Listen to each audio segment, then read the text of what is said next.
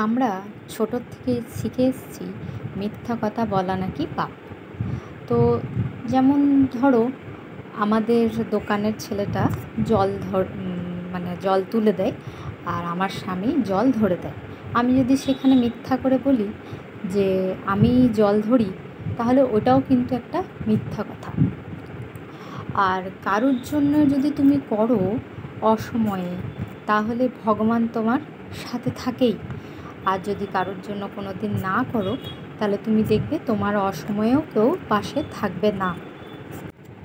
কেউ যদি বলে যে আমার রেস্ট চাই, আর কেউ যদি না পারে অ্যাডজাস্টমেন্ট করতে, তাহলে তাকে একঘরেই করে রাখা উচিত, তাকে রেস্ট দিয়ে দেওয়াই উচিত। আমরা যে প্রতিদিন কাজ করি সেটাতে হাত পা চলে, শরীর ভালো থাকে। আর যদি একবার বসে যায় মানুষ, তখন কিন্তু ওর অর্গ্যান, হাত পা, ওগুলো কিন্তু কাজ করা বন্ধ করে দেয়। তখন কিন্তু শরীরের ক্ষতিই হয়। তখন তাকে টিভি বা ফোন বা বসে থাকতেই দেওয়া উচিত, রেস্ট দিয়ে দেওয়া উচিত। তাহলেই সে টের পাবে যে আমি ভুল করেছি না ঠিক করেছি। স্বার্থপর মানুষগুলো কখনো নিজেরাও ভালো থাকতে পারেনি, আর অপরকেও, আশেপাশের মানুষগুলোকেও কীভাবে শান্তিতে রাখবো সেটাও কিন্তু পারে না। তো তারা নিজেরাও শান্তিতে থাকতে পারে না, যে কোনটা করলে আমি শান্তিতে থাকবো সেটাও কিন্তু ওরা বুঝতে পারে না। তো যার মানসিকতা যেরকম, সেটা পরিবর্তন করার খুবই কঠিন ব্যাপার। ঠিক আছে, তো আজকে আমি কতগুলো বিষয় নিয়ে আলোচনা করব, যেটা কারোর হয়েই আমি বলছি না, এই জগতে এখন যা চলছে সেগুলো নিয়েই আমি আলোচনা করব।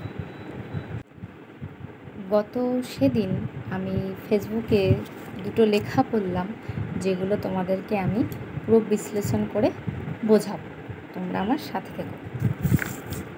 তো এখানে লেখা আছে, রক্তের সম্পর্কগুলো আজ ভয়াবহ, শত্রুতায় পরিণত হচ্ছে শুধুমাত্র ধন সম্পত্তি আর অতিরিক্ত লোভ লালসার কারণে।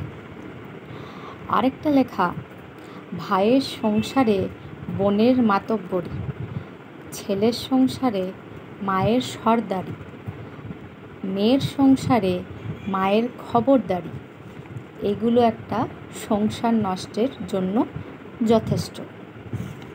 তো আলোচ্য বিষয় হলো, আমরা নিজেরা কেউ নিখুঁত নয়, কিন্তু অন্যের খুঁত বের করার জন্য সর্বদাই ব্যস্ত থাকি। তো এখন দিনকাল কি হয়েছে, দিদি ভাই, বোন বোন, ভাই ভাই, বা এখন আবার মা ছেলের মধ্যেও এই সম্পত্তির বিভেদ এনে দিচ্ছে। আর দ্বিতীয়ত লেখাটায় আমি বিশ্লেষণ করে এটাই বলবো যে ভাইয়ের সংসারে বোনের মাতব্বরি, যেটা হলো ভাইয়ের সংসারে দিদি বা বোন মিলেমিশে থাকলে খুবই মঙ্গলজনক ব্যাপার, খুবই ভালো একটা দিক। কিন্তু যদি মেয়ে জামায় আধিপত্য দেখায়, নাক গলায় ভাইয়ের সংসারে, তাহলে কিন্তু সংসার নষ্টের মূল কারণ। এবং তখন তার শাশুড়িও কিন্তু নিজের বৌমাকে মেয়ে বলে মানতে কখনোই পারে না। দ্বিতীয় লাইনটাতে বিশ্লেষণ করলে দেখা যাবে ছেলের সংসারে মায়ের সর্দারি। তো ছেলের সংসারে সব বিষয়ে কিন্তু নাক গলাতেও নেই, বা বউয়ের সব কথা ছেলেকেও কিন্তু লাগাতে নেই। যে কানফুসুরি দিয়ে ছেলের কান ভাঙানো বা সব ব্যাপারে নাক গলানো, ছেলে তার বউয়ের সাথে কি কথা বলছে সেটার বিষয়ে নাক গলানো, সেটাও কিন্তু সংসার নষ্টের মূল কারণ। তৃতীয়ত লাইনটায় আসি, মেয়ের সংসারে মায়ের খবরদারি। তো মেয়ের সংসারে যদি মা খবরদারি করে, তাহলে শাশুড়ির সাথে কিন্তু ঠিক বনিবনা হয় না, অ্যাডজাস্টমেন্ট করতে কিন্তু পারে না। বা কোনো সংসারে যদি তার স্বামী ঝগড়া অশান্তি করে, মার দিয়ে বাপের বাড়ি পাঠিয়ে দেয়, তখন কিন্তু মানে অমানবিক কাজগুলো যেগুলো হয় আর কি, একটা মানুষ আর অমানুষের মধ্যে পার্থক্য থাকে। তো তো অমানুষের মতন কাজ যেগুলো করে যে মানুষ, তখন অমানুষের কাজ করে ওরা যখন মেয়েদেরকে বাপের বাড়ি পাঠিয়ে দেয়, তখন তাকে আদর করে মেয়েকে রাখা উচিত কিন্তু নয়।